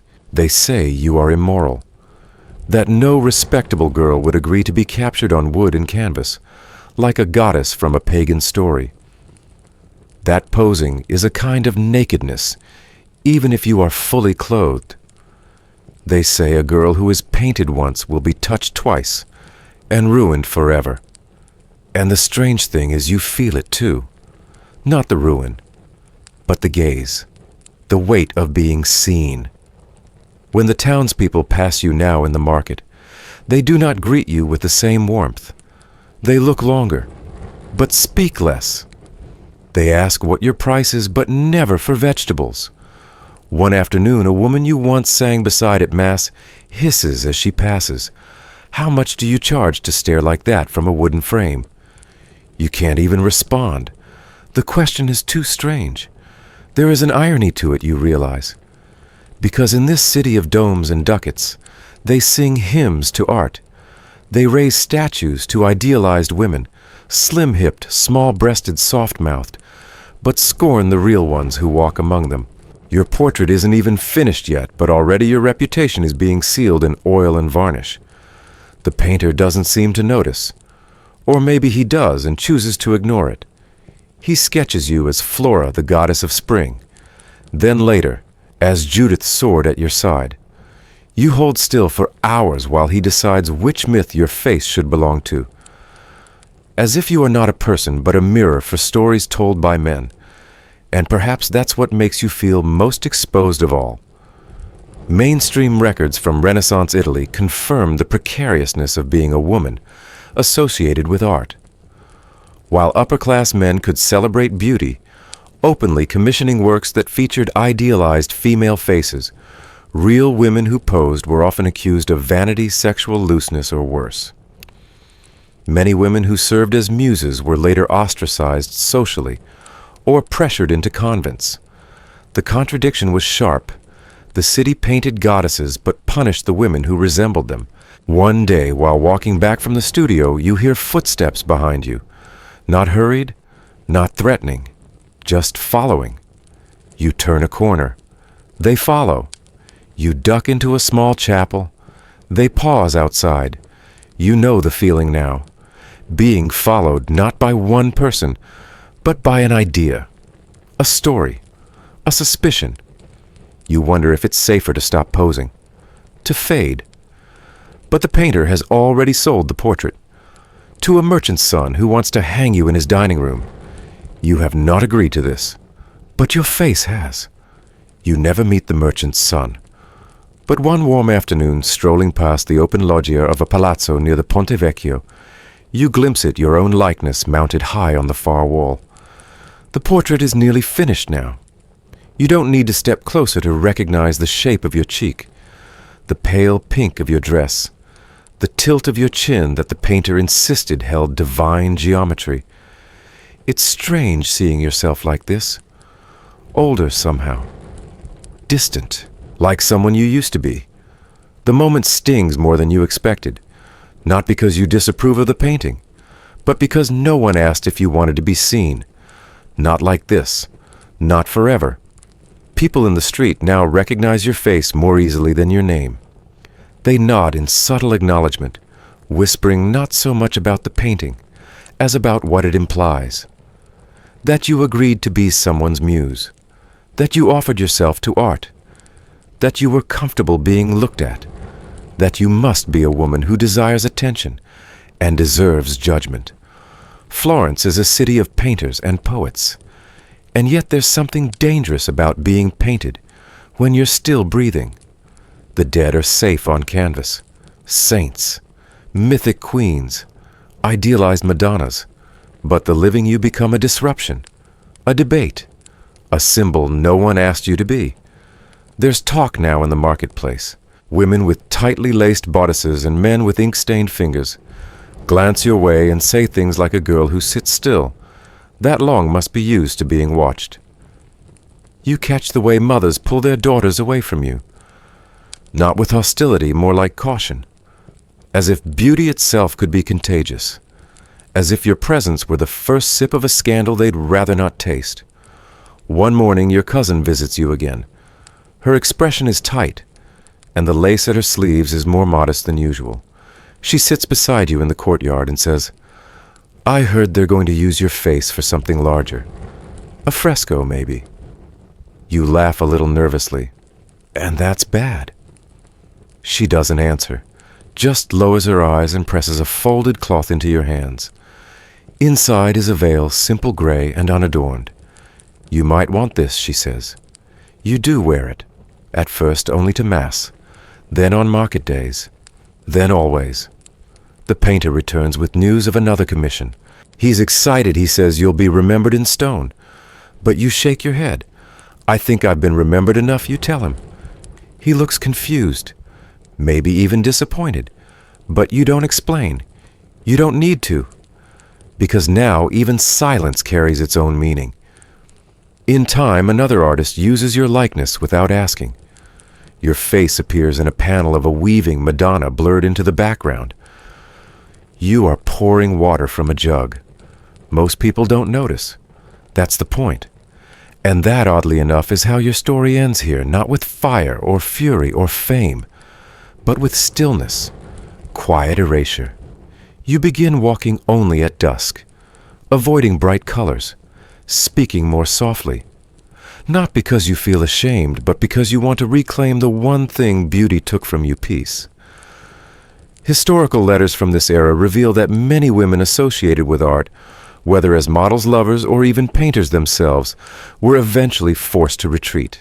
One anonymous letter preserved in a Florentine convent recounts how a merchant's wife begged the church to remove a fresco that resembled her citing unwanted glances and neighborly rumor. Another, in the diary of a sculptor's assistant, tells how a servant was dismissed for lending her features too generously to the muse of temptation. And perhaps most haunting of all, many of the most famous faces in Renaissance art remain unnamed. Their features outlived their stories, immortal but voiceless. You wonder if that's what's happening to you. There's still time to vanish, you think, to blend into the mist and let the memory of your image fade beneath layers of smoke and weather and new paint. It's what the women before you did, and the ones after too. Historians still argue over what to call you. Not you exactly, but women like you. Were you victims of artistic ambition? Were you willing muses exercising power through beauty? Were you pawns in a cultural game played by men with brushes and buyers? Maybe it doesn't matter. Maybe it's enough to simply live beyond the frame. One night you walk alone along the Arno. The water is dark and silent. You wear no veil. Not because you want to be seen, but because you've stopped caring if you are. A man passes. His eyes flick up, then away. He does not stop. and that more than anything feels like freedom. You look at your reflection in the river, not the face in the painting, but your real one. Tired, quiet, free. You smile just for yourself. The wind smells of coal smoke and wet brick now. You're in London. Not just any London, but Victorian London, where the air itself seems to carry both elegance and disease in equal measure. The cobblestones beneath your button boots are slick with morning mist, and your corset presses against your ribs like a reminder beauty has rules here. And one of those rules is that if you're a woman, you must look frail. You're considered beautiful again, not in the glowing sun-warmed way of your medieval self, nor in the candlelit intrigue of the Renaissance. No, now your beauty is something delicate, almost broken. Pale skin like porcelain, lips slightly blue, eyes glassy and wide as if you're always recovering from a fainting spell. You look exactly the way a fashionable woman ought to like you might shatter if someone touches you. But your cheeks aren't naturally wan. Not yet, at least. And that's where the vinegar comes in. You sip it in secret when no one is watching. Just a little. Enough to hollow your face, to bleach your skin, to give your body that sick-room sweetness the fashion magazines rhapsodize about. There are whispers that real tuberculosis patients are the true beauty icons, ethereal tragic, untouched by sun or appetite. Your mother doesn't approve. She calls it playing at dying. But the dressmaker says your silhouette has improved. You step into the parlor of a friend's townhouse, where women gather to sip tea and compare fainting spells like others compare jewels. One girl boasts that she needed her smelling salts 3 times at last night's opera. Another says she hasn't eaten solid food in 2 days. You nod politely. You ate a boiled egg this morning and still feel guilty about it. Everyone wears white. Not pure white, but that ghostly cream shade that makes veins look like watercolor vines. Someone compliments your complexion. You smile weakly as you've practiced. Anything brighter would ruin the illusion. In Victorian society, beauty and illness have become entwined. A woman who is hearty and loud and red-cheeked is considered vulgar, even unfeminine. Real ladies are thin, quiet, and just a bit tragic. The kind of girl a poet could fall in love with, and then write a very long poem about after she dies. It sounds dramatic. It is.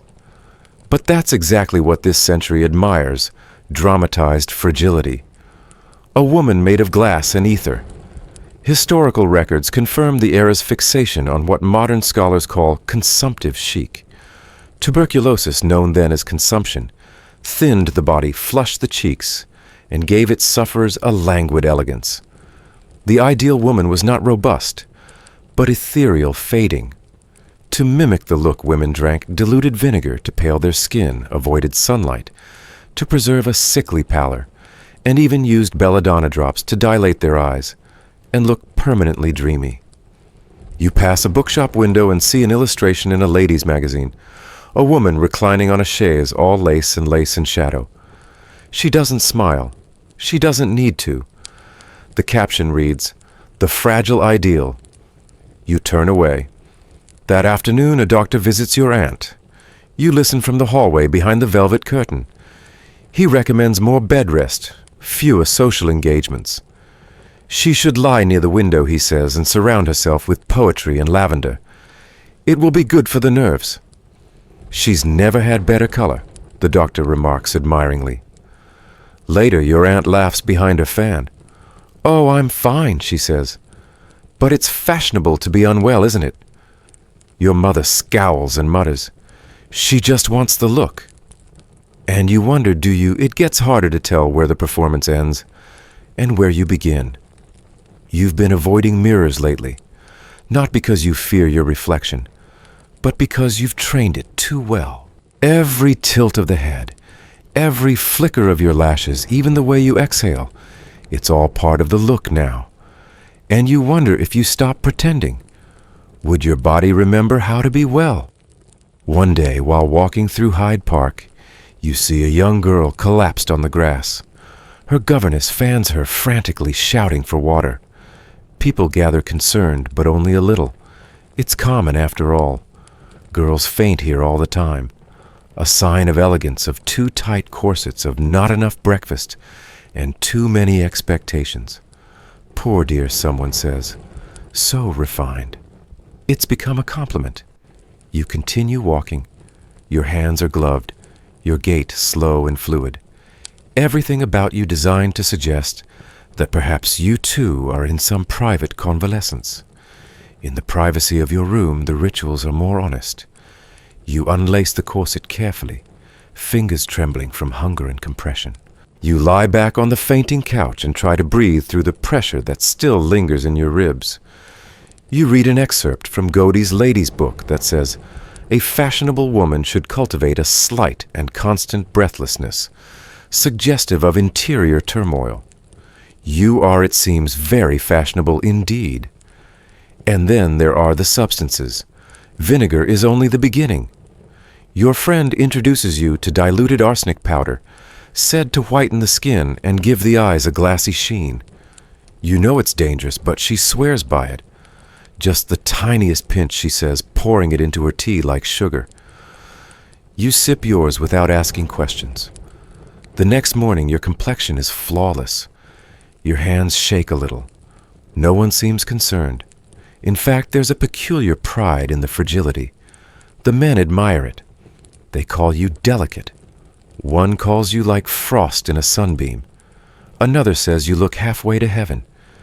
You're not sure whether it's romance or a eulogy. But it's not just men who reinforce this. The other women, the ones who survive on toast and poetry, who compete for who can appear the most undone, they admire you too.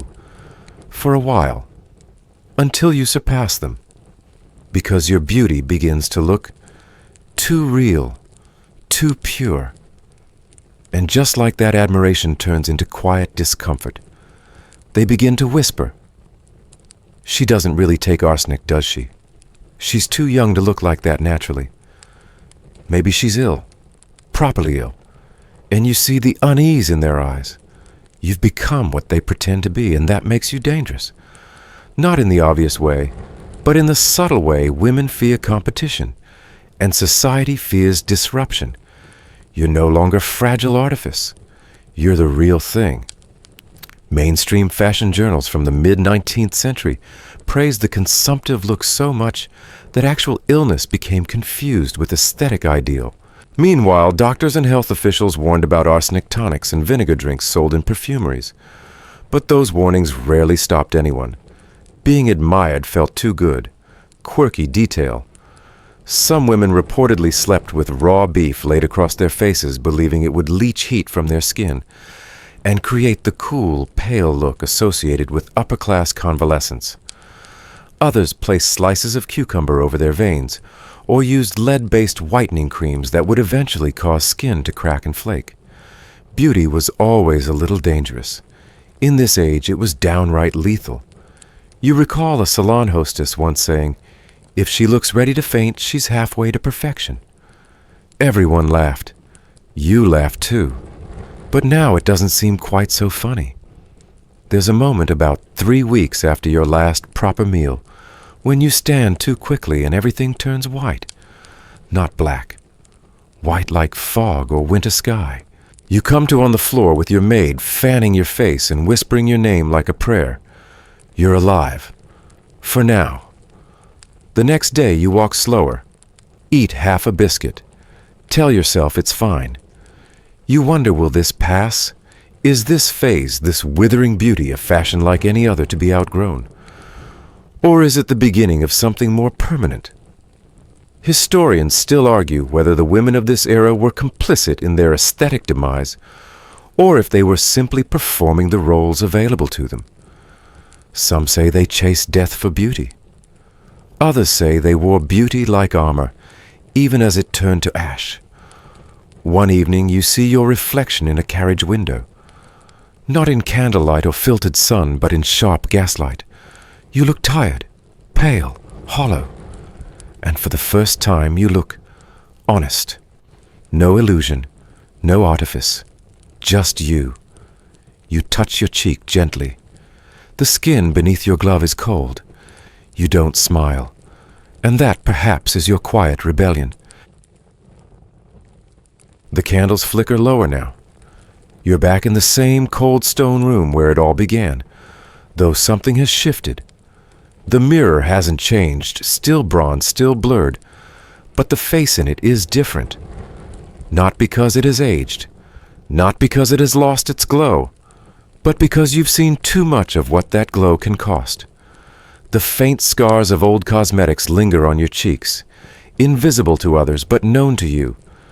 You can still feel the ghost of the corset on your ribs, hear the distant whisper of rumors, sermons, and compliments that carried more threat than kindness. Somewhere across time you've been worshipped and whispered about, exalted and exiled always for the same thing, a face too lovely for its own good.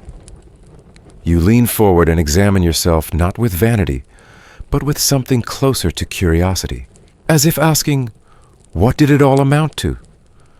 You've worn the powdered veils of Heian courtiers, stained your fingers with saffron in the court of Cleopatra, walked the narrow streets of Florence where men immortalized your cheekbones in marble. You've been too much and not enough, a muse, a distraction, a danger, a prize. But what you were never allowed to be fully freely was yourself. Beauty was never yours. It was theirs, a tool to admire, control, or fear. And when admiration turned sour, it didn't just vanish. It curdled into suspicion, blame, even punishment. Sometimes with torches, sometimes with marriages, sometimes with arsenic. Mainstream chronicles from across Europe and Asia tell of women losing status safety, or even their lives due to excessive beauty. In 14th century Burgundy, a woman was denied a marriage alliance for being dangerously beloved by courtiers. In Edo period Japan, noble women were banished for being too provocative in appearance, even when covered head to toe. And in Victorian England, too much attention could mark you as improper, even if you never asked for it. One might think that being beautiful would offer freedom, but the opposite was often true. The more striking your appearance, the narrower your path became. You think of the woman who pretended to be ill just to fit in, of the courtier who hid behind a fan so her smile wouldn't cost her station, of the girl in Castile drawing water under the friar's watchful eye. So many stories braided by the same thread, and always the judgment came from all sides. Other women policed the boundaries fiercely, not always out of malice, but often out of fear. Fear of losing their own footing in a world where value was measured in appearances, and appearances were dangerous territory. You once stood beneath a cathedral's vaulted ceiling, and the priest couldn't finish his homily. Another time you crossed a marketplace, and the baker raised his prices, because your face didn't match the hunger he assumed. You were seen but never truly known, even in places of power like Cleopatra's court, or the noble salons of the Italian Renaissance. The story echoed your beauty might be a weapon, but not one you controlled. Now alone in this room, no one is watching. No one is whispering. And so for the first time you ask yourself quietly, if you could choose freely without consequence, would you have wanted to be less beautiful? Or just free from what beauty became? You sit back in the candlelight, and the question lingers. It isn't really about mirrors anymore, or even makeup or what the friar said. It's about all the centuries you've drifted through wrapped in silks and linen, in inked eyebrows and diluted vinegar, carrying a face that made people see you before they listened. A face that dictated your fate before you could even speak. You never asked to be admired. But admiration, especially the kind that walks hand in hand with fear, tends to arrive uninvited. There were those who tried to resist it. Women who chose to cover themselves entirely, who wore plain robes or let soot stain their skin to avoid attention. Others made themselves smaller, not just in speech, but in appetite and movement. Some married quickly, hoping to trade dangerous beauty for the dull safety of domestic obscurity. Some never made it that far. And still the world kept looking. In certain monastic communities, women were advised to disfigure themselves to preserve their spiritual path, scratching cheeks, pulling hair fasting, until the bloom left their skin. Beauty was an obstacle, not a blessing. A gift, they were told, from the devil himself. And yet, despite the warnings, the punishments, the whispered prayers, women still adorned themselves. With crushed petals, with mineral powders, with ideas. Not always for others. Sometimes simply to remember their own reflection. Not the reflection the world labeled, but the one that whispered, "You are not a threat. You are a person. And you, dear traveler, have now seen enough to understand beauty is neither friend nor enemy. It is not virtue. It is not sin. It is just a lens the world uses to distort or to define you. Somewhere in one of the centuries you passed through a noblewoman, once said in a letter that her greatest wish was to walk through a city where no one notices her face. It was not shame she felt, but exhaustion. And so here you are now, alone at last. No crowd, no court, no baker squinting at your cheeks. You look in the mirror just long enough to meet your own eyes, and then you blow out the candle. And now, with the fire dimming and the room cooling, your story slows its breath. The flickers of ancient torches, the rustle of silk sleeves, the echo of sermons and soft-spoken threats, they all fade now. History doesn't vanish. It simply folds its arms and leans back, letting silence speak. You've wandered far through centuries that both admired and condemned you, and you did so with a quiet strength they never quite saw. Not strong like statues or speeches, but strong like candle wax, melting, reshaping, never gone. Perhaps your beauty was never truly the danger. Perhaps the danger was how others saw it. So as you settle in, remember the woman in the mirror is still there. Not the one who frightened friars or dazzled dukes, but the one who finally stopped needing their permission. You don't need to smile, or explain, or hide. Not tonight. Let the past draw its curtains. Let the judgment sleep. You are still. You are safe. And you are seen not for your cheekbones, but for your quiet journey. Let your breath slow and your eyes soften, and your heartbeat find its rhythm again. You've carried enough stories for one night. Let them rest where they belong behind you. You can close your eyes now. You made it through the centuries. Sleep well.